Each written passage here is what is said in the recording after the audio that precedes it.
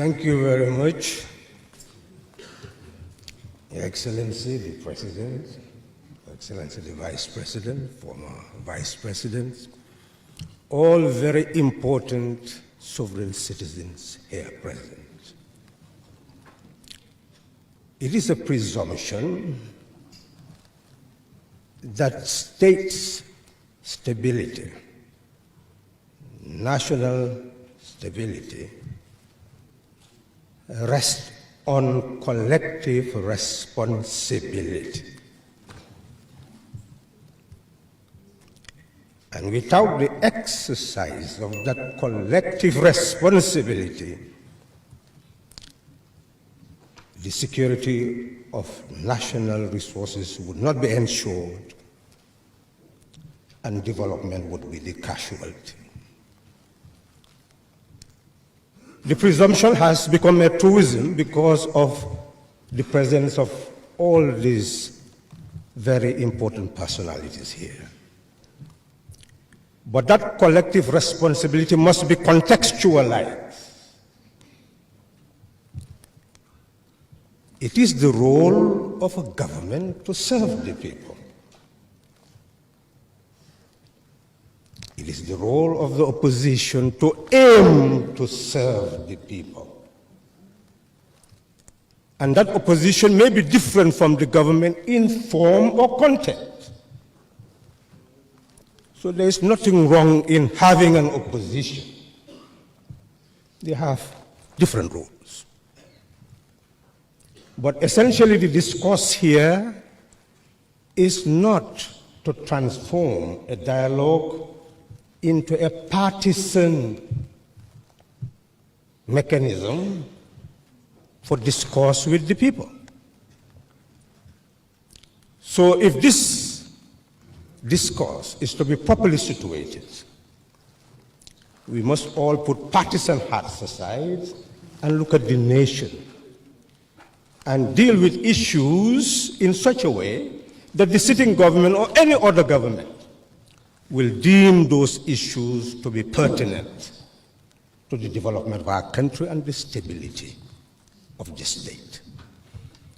In that regard, we must bear in mind that stability of nations, stability of the state, use of resources must rest on 4 pillars. The first pillar is culture. Not our general culture, but the national culture. We have to develop, we have to have an educational system. There must be institutions of socialization. We must train the people who are to serve as service deliverers, the nurses, the teachers, the technicians of all sectors of society. And if we look at our civil service, these are the people who will constitute that service sector. We must train them. We must nurture them. We must nurture sovereign citizens so that we become one, independent of our sex, independent of our religion, independent of our ethno-linguistic groups. We must become Gambians. But to do that, we must train them. That is why the educational system must be interrogated.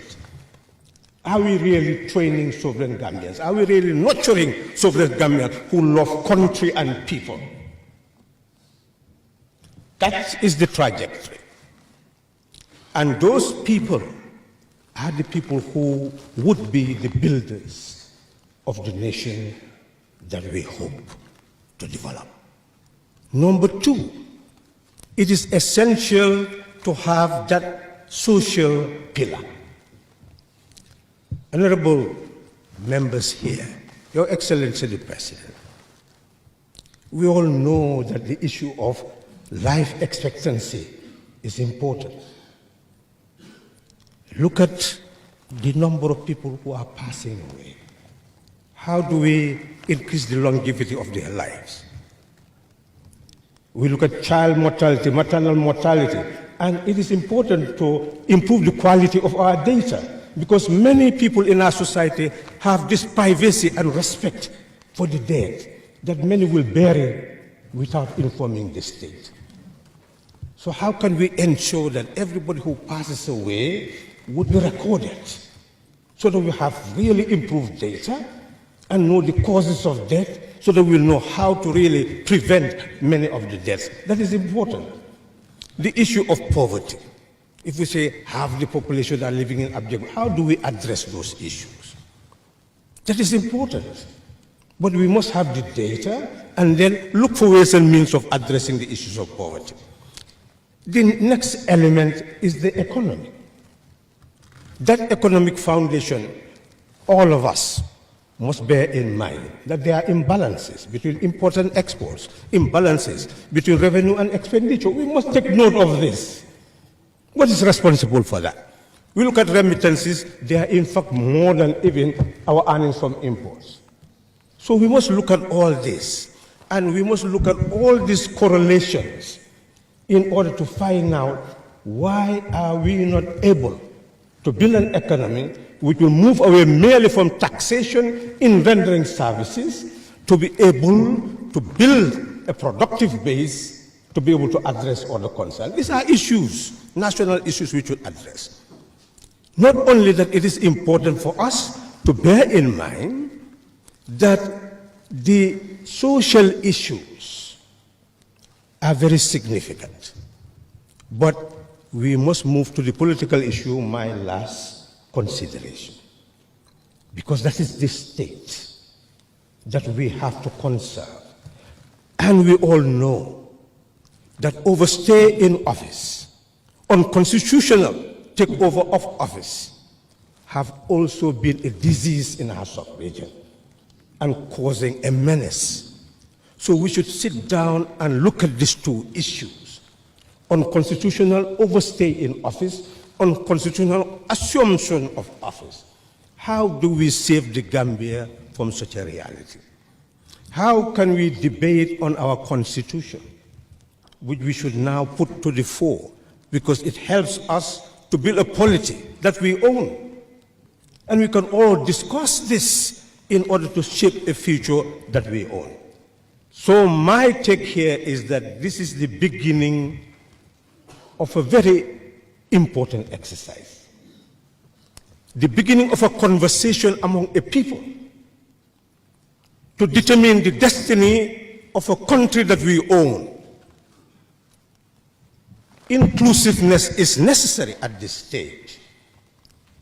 And inviting all of us here is starting that process of a national conversation to determine whether you are in office or outside of office, what is your role in helping to build a stable state, a stable country, the harnessing of resources in order for all of us to benefit. I don't know how much time I have, but I would like to put this across, that we are talking about management of resources. But the real issue is generation of resources and allocation of resources. In my home, every morning, women will come from all over the Combos and descend on my street.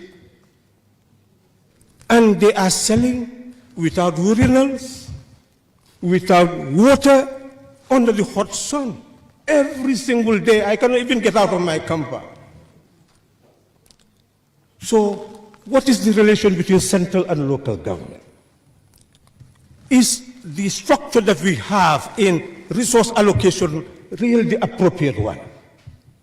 How do we ensure a balanced and proportional allocation of the resources of the land? Don't we need to change our budgeting system so that whatever is at the local level will be budgeted for at the national level, and we allocate resources on that basis? Could we continue to maintain this type of local government structure? Is it sustainable? These are issues we need to look at. Thank you.